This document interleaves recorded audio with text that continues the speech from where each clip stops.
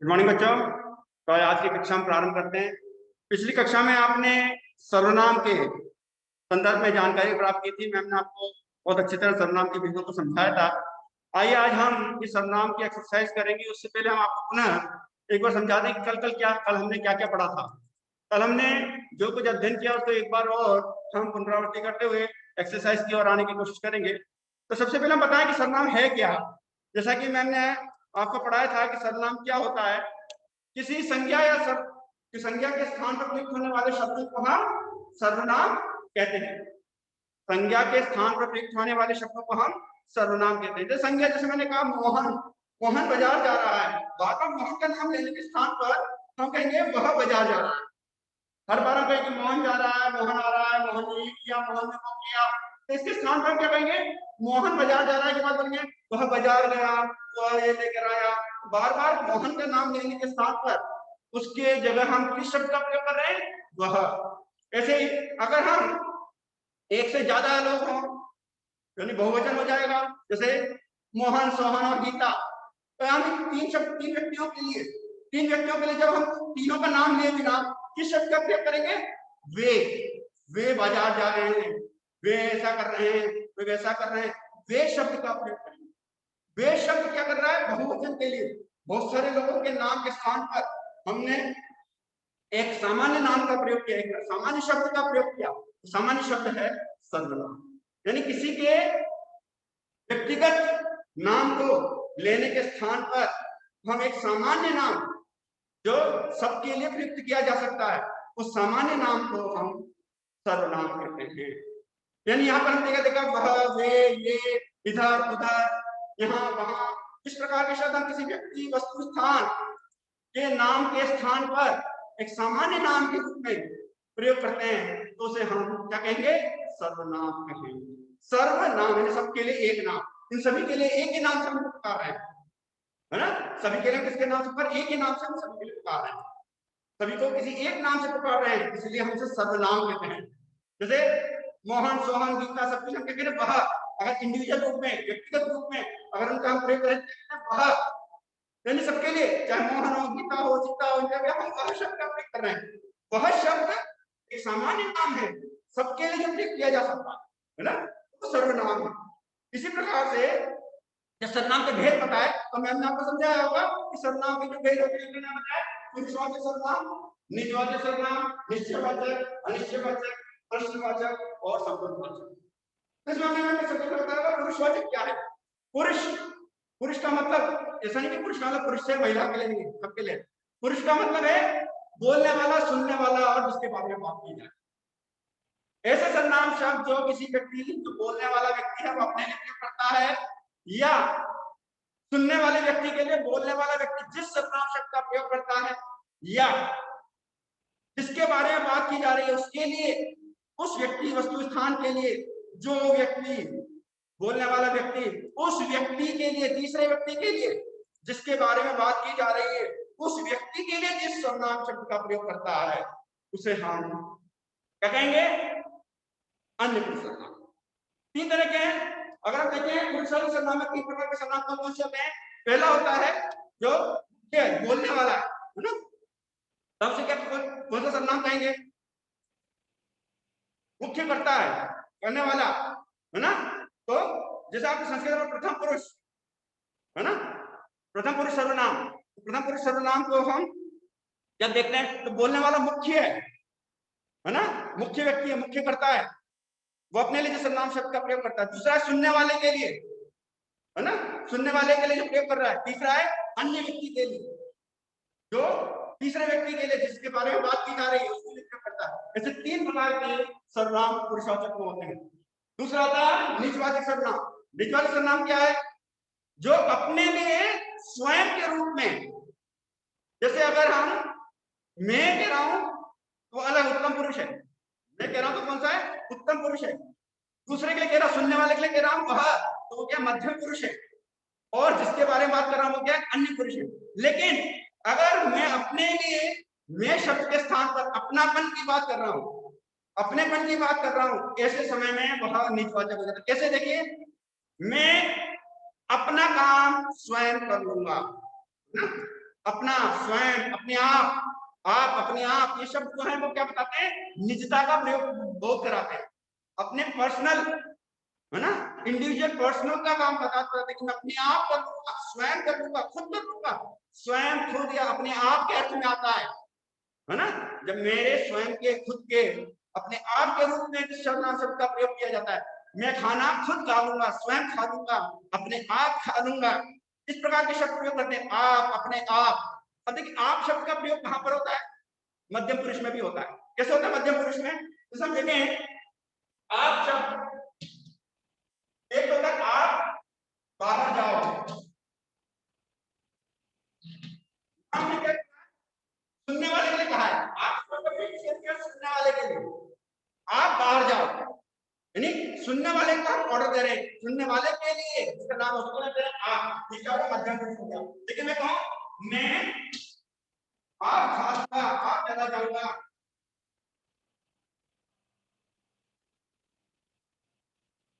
है ना, या अपने आप चला जाऊंगा, आप क्या क्या सकते हैं, मैं आप चला जाऊंगा या मैं अपने आप चला जाऊंगा, इस प्रकार के शब्दों का प्रयोग करते हैं। नहीं, मैं अपने लिए, आप या अपने आप शब्द का जो मध्यम पुरुष का है आप, उसको मैं अपने लिए प्रयोग कर रहा हूँ, खुद के लिए, स्वयं के लिए। ऐसी स्थिति में ये क्या कहलाएगा? निजवाचक शब्द। मैं क्षत्रिय, मैं तो क्या है? उत्तम पुरुष है।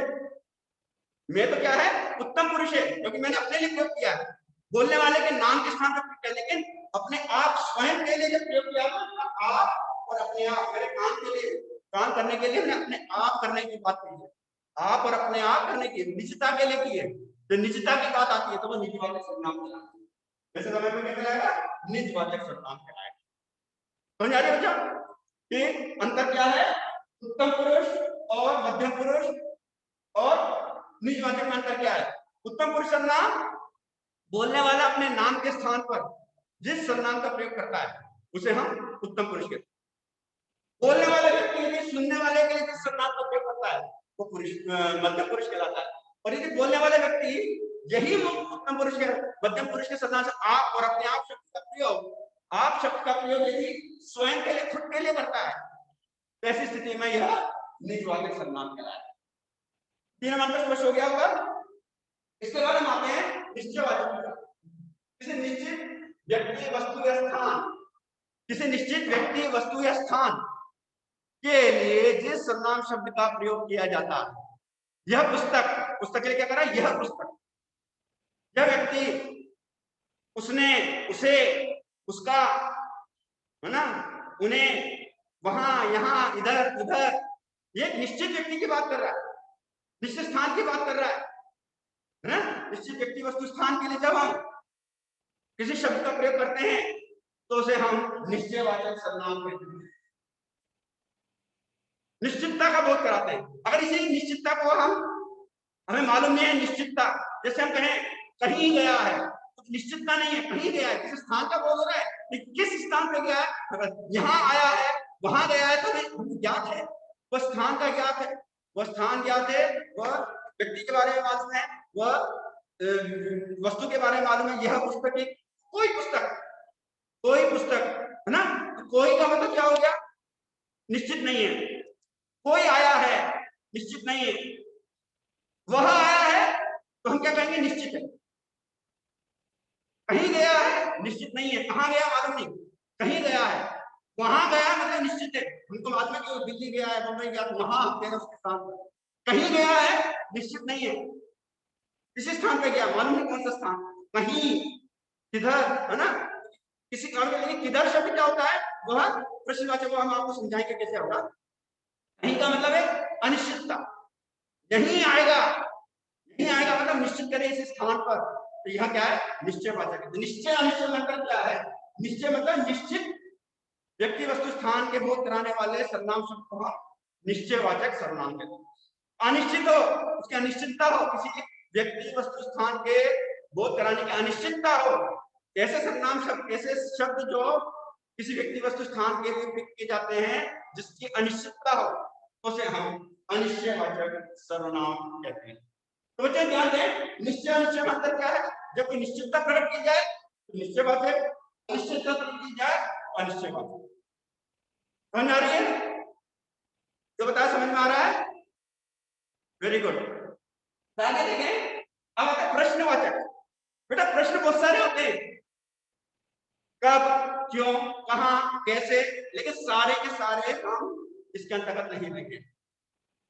किन सर्वनाम, कौन प्रश्नों को हम सर्वनाम मिलेंगे, प्रश्नार्थक सर्वनाम मिलेंगे जो किसी व्यक्ति, वस्तु, स्थान या भाव का बोध कराते हों। जैसे कहां जा रहा है, स्थान का बोध करा है ना। कब जा रहा है, समय का बोध करा या नहीं। व्यक्ति, वस्तु, स्थान या भाव के स्थान पर जिन प्रश्न चिन्हों का प्रयोग या प्रश्नवाचक शब्दों का प्रयोग किया जाता है, कैसे किया वो तो तरीका बता रहा है, उसमें नहीं आए। कहां गया, स्थान का बोध करा, कहां गया है ना, कहां का स्थान, कौन आया, व्यक्ति का बोध करा रहा है। व्यक्ति के लिए, किसी व्यक्ति के लिए हमने प्रश्न किया है ना, कौन, कहां, किसे, किधर, ठीक है। व्यक्ति, वस्तु, स्थान के निश्चित व्यक्ति, वस्तु, स्थान के लिए प्रश्न पूछा जा रहा है ना। जब किसी व्यक्ति के लिए प्रश्न पूछा जाए, किसी वस्तु के लिए प्रश्न पूछा जाए जिसका उत्तर संज्ञा या सर्वनाम के रूप में आए, जिसका उत्तर संज्ञा या सर्वनाम के रूप में आए, उसके लिए प्रयुक्त किए जाने वाले सर्वनाम शब्दों, प्रश्न के लिए, उसके प्रश्न के लिए प्रयुक्त किए जाने वाले सर्वनाम शब्दों को हम प्रश्नवाचक सर्वनाम कहते हैं। जैसे हम कहें मोहन बाजार जा रहा है, तो कहेंगे मोहन कहाँ जा रहा है। कहाँ शब्द क्या हो गया, बाजार के स्थान पे आया, बाजार के स्थान पर कहाँ शब्द का प्रयोग किया गया है। तो बाजार के स्थान पर कहाँ शब्द का प्रयोग होने से क्या हो गया, कहाँ शब्द क्या हो गया, बाजार के स्थान पर, यानी किसी संज्ञा के स्थान पर प्रश्न पूछने के लिए अगर हमने शब्द का प्रयोग किया है तो वह प्रश्नवाचक सर्वनाम कहलाता है। तो बच्चे क्या है, जब हम बात करते हैं निश्चयवाचक, अनिश्चयवाचक के बाद प्रश्नवाचक, यानी निश्चित व्यक्ति, पुरुषवाचक व्यक्ति, निजवाचक या निश्चयवाचक, अनिश्चयवाचक के लिए यदि हम किसी सर्वनाम शब्द के लिए यदि प्रश्न करते हैं, उसकी जानकारी प्राप्त करने के लिए प्रश्न करते हैं, उसे हम प्रश्नवाचक सर्वनाम, यानी ऐसे शब्द जो किसी सर्वनाम के लिए है ना प्रयुक्त किए जाते हैं, ऐसे शब्दों को हम प्रश्नवाचक सर्वनाम। और अंत में आता है संबंधवाचक सर्वनाम। आपके कहते हैं संबंधवाचक सर्वनाम क्या है, संबंध प्रकट करने वाले, किसके साथ संबंध करते हैं, एक वाक्य का दूसरे वाक्य के साथ, एक शब्द या एक वाक्य का दूसरे वाक्य या शब्द के साथ संबंध कैसे करेंगे, एक दूसरे की आवश्यकता को, निर्भरता को प्रकट करने के लिए। कैसे निर्भरता को प्रकट करेंगे, जो जाएगा वही आएगा, जिसने पढ़ा वही समझेगा, जो उपस्थित होगा उसी की उपस्थिति लगेगी, है ना। जो और वो, जैसा और वैसा, जैसा करेगा वैसा भरेगा, जैसा और वैसा, यानी दो वाक्यों के, दो शब्दों के बीच संबंध को प्रकट कर रहा है। दो वाक्य शब्दों के बीच आपसी निर्भरता या संबंध को प्रकट कर रहा है ना। जो और वो, जैसा और वैसा, जिसका उसका, जिसकी पुस्तक है वही उठाए, है ना। जो सुन रहा है वही बोले, जिससे पूछा जाए वही उत्तर दे, तो जिससे और वही, जो और वो, जैसे और वैसे, जिसका और उसका, ऐसे जो शब्द आते हैं जो दो वाक्यों को या दो शब्दों को जोड़ने के लिए, आपसे संबंध रखने वाले शब्दों को जोड़ने के लिए जिस सर्वनाम शब्दों का जैसा वैसा सर्वनाम शब्द है, ऐसे सर्वनाम शब्द को हम कहते हैं संबंधवाचक सर्वनाम। यानी किसको प्रकट कर रहे हैं, वो संबंध को प्रकट कर रहे हैं। ठीक है, समझ में आया, संबंधवाचक सर्वनाम समझ आया, ठीक है, वेरी गुड। तो इस प्रकार से हमने क्या बताया कि सर्वनाम के कितने भेद होते हैं, पुरुषवाचक सर्वनाम, निजवाचक सर्वनाम, निश्चयवाचक सर्वनाम, अनिश्चयवाचक सर्वनाम, प्रश्नवाचक सर्वनाम और संबंधवाचक सर्वनाम। इस प्रकार से हमने कुल 6 सर्वनाम के भेदों को पढ़ा, क्योंकि आप अच्छी तरह उदाहरणों से समझ चुके हैं पहले, तो हमने आपको एक बार रिवीजन के रूप में दोबारा बताया कि आपने क्या पढ़ा ताकि आप पुनर्स्मरण कर सकें, जो कुछ आपने पढ़ा उसको पुनर्स्मरण कर सकें। आइए अब हम जानना चाहें कि आपने अब तक कल और आज में या पिछली कक्षा और आज में आपने क्या क्या पढ़ा, उसको हम जरा सा आपके अभ्यास के लिए आइए हम आपको पीडीएफ शेयर करके समझाने का प्रयास करें और जानना चाहें कि आपने अब तक क्या क्या अध्ययन किया। देखिए आपने कल जो अध्ययन किया उसमें थोड़ा सा बता दें कि सर्वनाम के कुछ उदाहरण आपने देखे थे, पेड़ पौधे प्रकाश संश्लेषण की क्रिया से दरमियान ऑप्शन से मुक्त रहते हैं, है ना। यहाँ देखिए बेटा, ये गंदी आदत है जो आप कर रहे हैं, ये गंदी आदत है। इस तरह की हरकतें ना करें, क्योंकि ये आपके लिए नहीं है। इस तरह से आप स्क्रीन पर ना खेलें, ठीक है।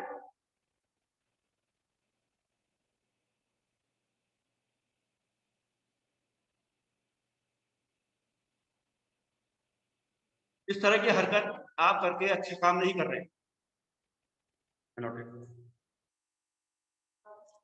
एक सेकंड।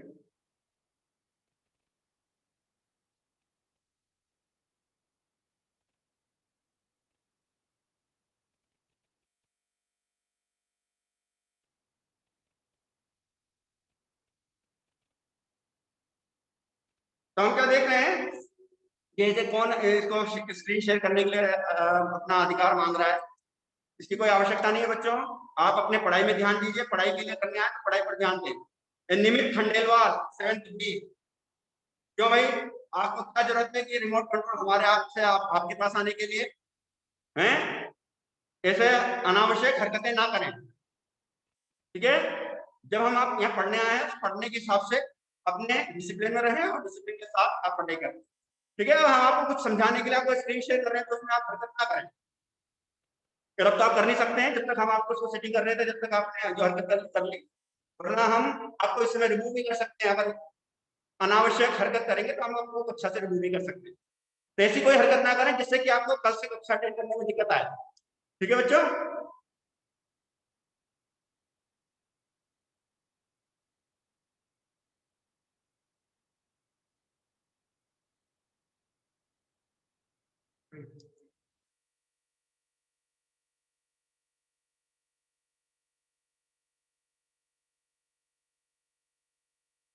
हाँ, तो बच्चे हम कल कल हम ये बता आपको बताया कि हमने कल जो पढ़ाया उसके बारे में हम आपको समझा रहे थे। तो अब हम आते हैं थोड़ा सा आगे बढ़कर कि अब तक आपने जो अध्ययन किया है उसके बारे में हम देखें कि आपने कितना अब तक पढ़ लिया है, कितना आपके समझ में आया है। इसकी जांच परख हम आपके इसके आधार पर हम कर सकते हैं।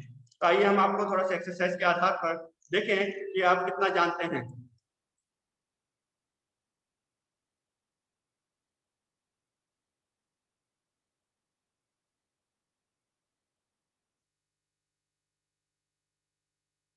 चलो हम आपसे इसमें से प्रश्न पूछते हैं। जैसे अभी हम आपसे इसी में से प्रश्न लेते हैं कि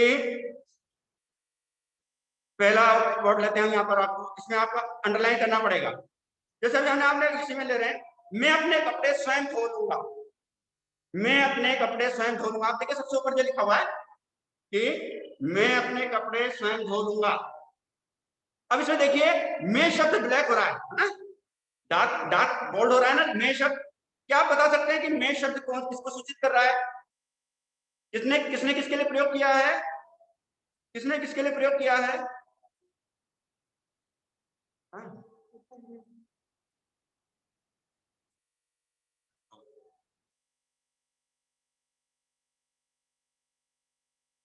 टाइम पर आओ। अभ्योद्गौतम समय पे आए बेटा कल से। आप बार बार अगर इससे लेट आएंगे तो हम पढ़ाते हो जिसमें आपको एडमिट करने में बड़ी दिक्कत आती है। हाँ, ध्यान दें, मैं अपने कपड़े स्वयं धो लूंगा। मैं शब्द यहाँ पर कौन सा सर्वनाम का भेद है? मैं किसने बोला? बोलने वाला व्यक्ति प्रयोग कर रहा है। अगर बोलने वाला व्यक्ति इसका प्रयोग कर रहा है और अभी हम देखें जैसे हम बोलने वाला व्यक्ति अगर इसका प्रयोग कर रहा है तब लेट आप लेट आएंगे तो बेटा हम ना पढ़ा पाएंगे ना। समय पे आकर आप इसको एडमिशन लीजिए, ठीक है। हाँ, यह देखिए मैं शब्द जो है, ये मैं शब्द जो है क्या बता रहा है कि मैं शब्द प्रकट कर रहा है, बोलने वाला अपने लिए प्रयोग कर रहा है। तो कौन सा भेद होगा? मैं शब्द कौन सा भेद होगा? मैं शब्द होगा पुरुषवाचक सर्वनाम और उत्तम पुरुष सर्वनाम। लेकिन यहाँ पर हम देखें स्वयं शब्द का भी प्रयोग हुआ है। स्वयं शब्द, स्वयं शब्द किसका बोध करा रहा है? स्वयं शब्द बोध करा रहा है अपने आप का, निजता का, निजता का बोध करा रहा है। तो ये निजवाचक सर्वनाम के रूप में आएगा। ऐसे निजवाचक सर्वनाम और कौन सा है? अपने आप, है ना। क्या देखिए अपने आप शब्द निजवाचक की बात बता रहा है यहाँ, है ना। लेकिन मैं शब्द क्या बता रहा है, मैं यहाँ पर मैं शब्द क्या बता रहा है, उत्तम पुरुष, है ना। अपने देश, यहाँ देखो अपना, अपने देश की सेवा करना निजवाचक, मेरा लक्ष्य उत्तम पुरुष, है ना।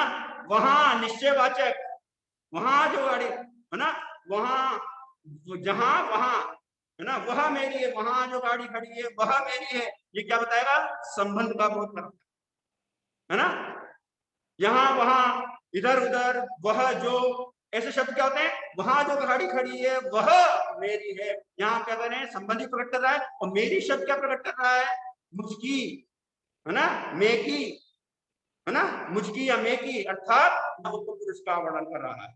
इसी प्रकार से हम देखें, आप अपने आप यहाँ ऊपर में देखा है, स्वयं धो दूंगा, अपने आप चला जाऊंगा, ये क्या प्रकट कर रहा है हमको, ये हमें निजवाचक का बोध कर रहा है। तो यहाँ हम इस प्रकार से हम देख रहे हैं, कुछ शब्द ऐसे दिए गए हैं जिसमें आपको सभी प्रकार के भेद देखने को मिल जाएंगे। आइए अभी हम थोड़ा सा देखें, थोड़ा सा और भेद इसके अंतर्गत देखें, इसमें किस प्रकार से हम और पहचान कर सकते हैं। आइए अगर मान लीजिए हम निश्चयवाचक की ओर लेते हैं, है ना। देखिए यहाँ यह कार मेरी है, यह मेरी कार आना चाहिए, यह कार मेरी है, तो यह कार मतलब क्या विशेषण शब्द हो जाता है। यह कार मेरी है, कार की ओर संकेत कर रहा है, वह मोटर संकेत कर रहा है, ये पुस्तक, यह मेरी पुस्तक है, ये बोलेगा तो हम निश्चयवाचक हो जाएंगे। यह कार मेरी है, यह कार की ओर संकेत कर रहा है, यह कार, कार कौन सी, यह कार तो विशेषण के रूप में कहलाता है, बताइए, इसमें ध्यान रखेंगे। यह कार मेरी है, यहाँ पर क्या देखेंगे, कार से पहले यानी किसी संज्ञा से ठीक पहले भी कोई सर्वनाम आता है, संज्ञा से ठीक पहले कोई सर्वनाम आता है, उसको संकेत करता है, तो ये क्या कहलाएगा, यह संकेतवाचक विशेषण कहलाएगा, है ना, यानी सार्वनामिक विशेषण के रूप में आ जाता है। लेकिन ये कहता है यह मेरी कार है, ऐसा लिखा होता तो यहाँ पर यह शब्द क्या हो जाता, यह निश्चयवाचक सर्वनाम हो जाता। ठीक है, इसी प्रकार से हम देखें, आगे बढ़े, देखिए यहाँ मुझे कुछ खाना है, यानी कुछ शब्द क्या प्रकट कर रहा है बच्चा, यहाँ पर देखें कि कुछ शब्द जो है ये प्रकट कर रहा है, किसको प्रकट कर रहा है, कुछ शब्द प्रकट कर रहा है अनिश्चितता को। क्या खाया, खाना खाया, रोटी खाई, है ना, तो रोटी का निश्चितता नहीं है, क्या खाया, कुछ खाया, रोटी भी हो सकता है, फल भी हो सकता है, कुछ अन्य चीजें भी हो सकती है, निश्चित नहीं है, यहाँ पर अनिश्चितता का बोध हो रहा है ना। तो बच्चे यहाँ पर क्या कहेंगे, कुछ शब्द क्या है, अनिश्चयवाचक सर्वनाम है। ऐसे अन्य शब्द क्या हो सकते हैं, कुछ के अलावा कोई, किसी, है ना, कोई आ रहा है, किसी ने मुझसे कहा, किसी ने मुझे समझाया, ये शब्द हमें क्या बताते हैं, कुछ किसे, किसी, है ना, किसी शब्द के रूप में आ रहा है, कोई के अर्थ में आया, कुछ के अर्थ में आ रहा है। तो यहाँ पर हम क्या देख रहे हैं बच्चों, कि कुछ, किसी, या तो कहते कुछ, कोई, किसी, ये शब्द जो प्रकट कर रहे हैं क्या बोलते हैं, अनिश्चितता का बोध करा रहे हैं। ऊपर दिए गए जितने भी शब्द हैं ये क्या कर रहे हैं, अनिश्चित सर्वनाम का बोध करा रहे हैं। इस प्रकार से हम देखते हैं बच्चों कि जब कभी हम किसी व्यक्ति वस्तु स्थान की अनिश्चितता के लिए संज्ञा के स्थान पर जिस सर्वनाम शब्द का प्रयोग करते हैं उसे हम क्या कहते हैं, अनिश्चयवाचक सर्वनाम। इसी प्रकार से अभी हमने क्या देखा था कि अगर कोई सर्वनाम शब्द जिसके प्रश्न पूछने के लिए प्रयोग में लाया जाए, यानी हमें इसके बारे में अगर जानकारी प्राप्त करनी है, उसके बारे में हमें जानना है, किसी व्यक्ति वस्तु स्थान के बारे में, उसके लिए हम जिस सर्व प्रश्न का प्रयोग, जैसे कौन आया, यहाँ देखिए हम देखो जैसे बच्चों यहाँ आपको इसमें इसके बारे में बनाकर बताते हैं कि ये कौन आया, ये कौन शब्द जो है ये किसका प्रकट कर रहा है, किसी व्यक्ति के बारे में जानकारी प्राप्त करना चाहिए। मैंने कहा टीचर आया, देखो कौन आया, टीचर आया, कक्षा में कौन आया, टीचर आया। तो टीचर के जानने के लिए, टीचर आया कहने के लिए प्रश्न क्या किया, कौन आया ना, क्या खाया, मैंने केला खाया, या मैंने फल खाया, मैंने सेब खाया, क्या कहेंगे, उसकी जानकारी प्राप्त करने के लिए क्या कहूंगा, कौन आया के बाद क्या है, क्या खाया, है ना। क्या का मतलब क्या हो गया, किसी व्यक्ति, जैसे किसी वस्तु के बारे में, कि क्या खाया किसी वस्तु के बारे में बोध करा रहा है। इसी प्रकार से अगर देखें कौन किसी व्यक्ति के बारे में बोध करा रहा है ना। तो वर्तमान में हम क्या देख रहे हैं कि क्या और कौन, है ना, किसे, किसे बुलाया, किसे बुलाया बोलेंगे तो भी हम किसी व्यक्ति से बुलाया, या मोहन को बुलाया, या माताजी को बुलाया, पिताजी को बुलाया, उसके लिए कहे किसे बुलाया। ये किसे शब्द क्या होगा, ऐसी स्थिति में किसे शब्द में हम किसके अंतर्गत मानेंगे?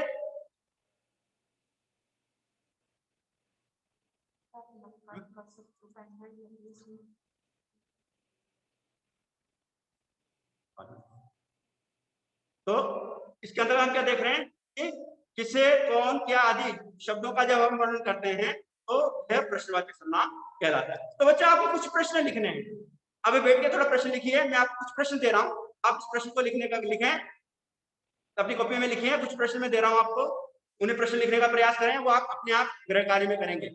लिखिए, मैं कुछ प्रश्न आपको देना चाह रहा हूं, लिखिए आप। सर्वनाम किसे कहते हैं? सर्वनाम किसे कहते हैं? सर्वनाम किसे कहते हैं? इसके कितने भेद होते हैं? नाम लिखिए।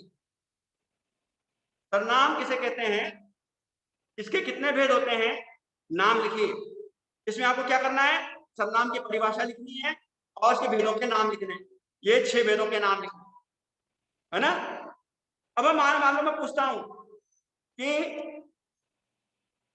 पुरुषवाचक सर्वनाम के 3 है ना उदाहरण दीजिए। अब 3 उदाहरण किस किसके देने? तीनों भेदों के। पुरुषवाचक के 3 भेद हैं, उत्तम पुरुष, मध्यम पुरुष और अन्य पुरुष। उत्तम पुरुष, मध्यम पुरुष और अन्य पुरुष, तीनों के 3 उदाहरण देने हैं पुरुषवाचक में आपको। तो लिखिए, पुरुषवाचक के भेदों के 3 उदाहरण दीजिए। पुरुषवाचक विशेषण के 3 उदाहरण दीजिए।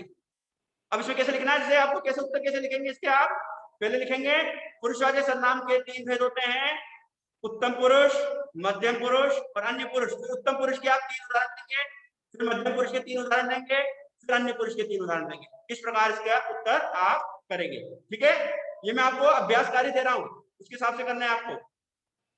तीसरा हम दे रहे हैं निजवाचक सर्वनाम के कोई 3 उदाहरण दीजिए। निजवाचक सर्वनाम के कोई 3 उदाहरण दीजिए। और अंतिम प्रश्न लिखिए, निश्चयवाचक सर्वनाम और अनिश्चयवाचक सर्वनाम में अंतर स्पष्ट कीजिए। निश्चयवाचक सर्वनाम और अनिश्चयवाचक सर्वनाम में अंतर स्पष्ट कीजिए।